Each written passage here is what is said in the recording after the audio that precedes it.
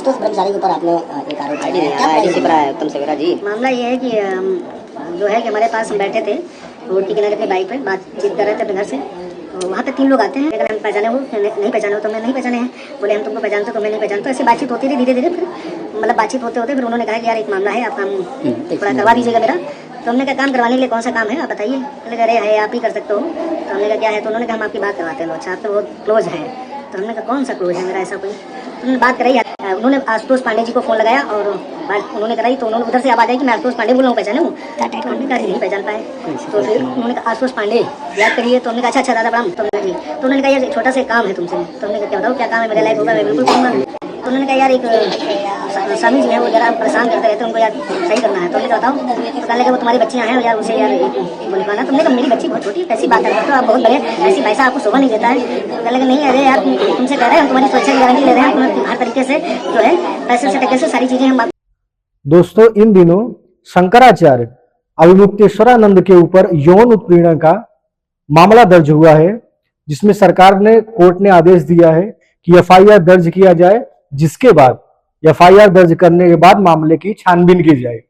उनको दोषी नहीं माना गया है, केवल छानबीन के लिए उनके ऊपर एफआईआर किया गया है। ये हिस्ट्री सीटर आशुतोष पांडे के कहने पर जिस व्यक्ति के द्वारा ये मुकदमा कराया गया है वो जाके वहां पे माफी मांगा गया है।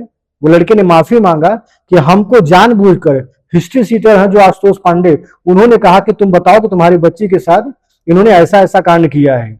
अब सवाल ये उठता है कि क्या सरकार, बीजेपी सरकार को ले लीजिए, क्या बीजेपी सरकार और अन्य लोग अपनी राजनीति इतनी घटिया स्तर की करने लगे हैं कि जो संत हैं वो शंकराचार्य हैं या नहीं है लेकिन उस पद पर आसीन है, उनको बर्बाद करने के लिए, उनको बदनाम करने के लिए इस तरह की घटिया राजनीति और रचने वाले भी अपने समाज से ही हैं, वो भी एक संत समाज से ही आते हैं।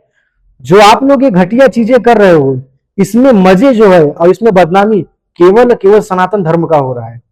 इस बात को आप लोग ध्यान में रखिएगा कि किसी एक व्यक्ति को फंसाने के लिए जो एक बार एफआईआर दर्ज हो जाता है उसका लोग कई सालों तक एग्जाम्पल देते हैं, उदाहरण देते हैं इस कदर कि तुम्हारे शंकराचार्य के ऊपर भी यौन शोषण का आरोप लगा है। और लोग उस बात को कई सालों तक दोहराते हैं कि जब शंकराचार्य जैसे पद पर आसीन व्यक्ति भी छोटी लड़कियों को या महिलाओं को या बच्चियों को नहीं छोड़ता है, उसके साथ बलात्कार करता है, वो घटना असली नहीं है, सबको पता है, उसमें वो निर्दोष छूटेंगे। लेकिन सवाल ये पड़ता है कि ये चीजें एक बार दाखिल करने से पहले कोई भी मुकदमा अपने समाज के लोगों को 100 बार सोचना चाहिए इसमें बदनामी किसकी हो रही है।